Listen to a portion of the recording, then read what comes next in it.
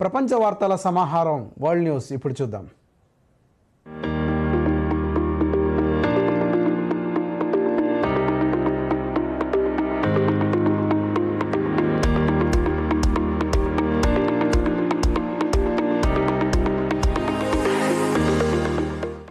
NATO తరహా భద్రతను ఏర్పాటు చేసుకోవాలన్న ఆలోచనతో పాకిస్తాన్, సౌదీ అరేబియా, తుర్కియే దేశాలు మక్కా సమిష్టి రక్షణ ఒప్పందాన్ని కుదుర్చుకున్నాయి. ఇందులో తాజాగా ఈజిప్ట్ కూడా చేరనున్నట్లు తుర్కీ విదేశాంగ మంత్రి వెల్లడించారు. అన్ని విషయాల్లో తమ భాగస్వామిగా ఉండే ఆ దేశం మక్కా ఒప్పందంలోనూ చేరుతుందని తెలిపారు. అయితే తాము ఏ ఒక్క దేశాన్ని లక్ష్యంగా చేసుకోలేదని, తమను తాము బలోపేతం చేసుకోవాలనే ఉద్దేశంతో దీనిపై సంతకం చేశామని స్పష్టం చేశారు. అంతేకాకుండా ఈ కూటమి మరింత విస్తరించే అవకాశముందని, భవిష్యత్తులో మరిన్ని దేశాలు తమతో చేతులు కలుపుతాయని భావిస్తున్నట్లు తెలిపారు.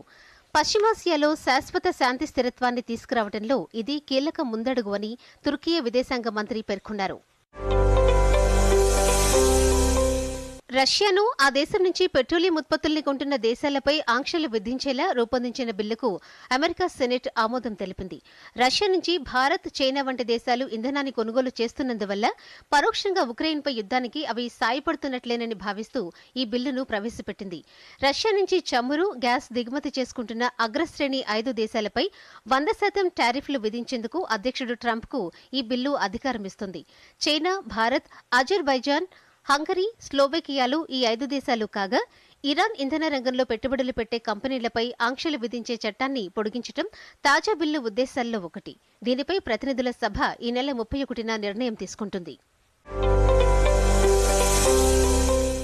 హార్మోజ్ జలసంధి గుండా ఓడల రాకపోకలను సురక్షితంగా కొనసాగించేందుకు తాత్కాలిక మార్గాన్ని ఏర్పాటు చేయడంపై ఒమాన్తో చర్చలు జరుపుతున్నట్లు ఇరాన్ విదేశాంగ శాఖ ప్రతినిధి ఇస్మాయిల్ బఘాయ్ తెలిపారు. తెహ్రాన్లో జరిగిన విలేకరుల సమావేశంలో మాట్లాడారు. ఇరాన్, ఒమాన్ జలభాగాల గుండా రాకపోకల కోసం ఒక రౌండ్ ట్రిప్ కారిడార్ను రూపొందించేందుకు ప్రయత్నిస్తున్నామని, శాశ్వత మార్గం ఖరారయ్యే వరకు ఇది తాత్కాలికంగా ఉపయోగపడుతుందని వివరించారు. భారత్ సహా 60 భాగస్వామ్య దేశాలపై అమెరికా అధ్యక్షుడు డొనాల్డ్ ట్రంప్ విధించిన కొత్త పన్నులను సవాల్ చేస్తూ 25 రాష్ట్రాల కూటమి కోర్టును ఆశ్రయించింది. ట్రంప్ ప్రభుత్వం తమ చట్టబద్దమైన పరిమితులను దాటి వ్యవహరిస్తోందని ఆరోపిస్తూ న్యూయార్క్లోని యుఎస్ కోర్ట్ ఆఫ్ ఇంటర్నేషనల్ ట్రేడ్లో దావా వేశాయి. వెట్టి చాకరీ ద్వారా సరఫరా అయ్యే వస్తువులను అడ్డుకోవాలనే సాకుతో వివిధ దేశాల దిగుమతులపై 10 నుండి 12.5% వరకు అదనపు సుంకాలు విధించారు. ఈ అదనపు టారిఫ్ల వల్ల సామాన్య వినియోగదారులు, స్థానిక వ్యాపారులపై తీవ్ర ఆర్థిక భారం పడుతుందని డెమోక్రటిక్ పాలిత రాష్ట్రాలు ఆందోళన వ్యక్తం చేశాయి. ట్రంప్ ఆకస్మిక నిర్ణయాలు ఆర్థిక వ్యవస్థను దెబ్బతీస్తున్నాయని ఆరోపించాయి. అమెరికా విధించిన వాణిజ్య ఆంక్షలకు ప్రతిస్పందనగా చైనా కీలక నిర్ణయం తీసుకుంది. 6 అమెరికన్ కంపెనీలను బ్లాక్ లిస్టులో చేర్చడంతో పాటు అమెరికాకు ఎగుమతయ్యే డ్రోన్లు, వాటి విడి భాగాలపై ఆంక్షలను కఠినతరం చేసింది. అమెరికా అధ్యక్షుడు డొనాల్డ్ ట్రంప్ చైనాతో పాటు 50కి పైగా దేశాలపై కొత్త సుంకాలను విధించగా, చైనా ఈ ప్రతికూల చర్యలు చేపట్టింది. అమెరికా వైఖరి చైనా చట్టబద్ద హక్కులను దెబ్బతీస్తోందని, దానికి తగిన సమాధానమివ్వటానికే ఈ ఆంక్షలు విధించామని చైనా వాణిజ్య మంత్రిత్వ శాఖ వెల్లడించింది.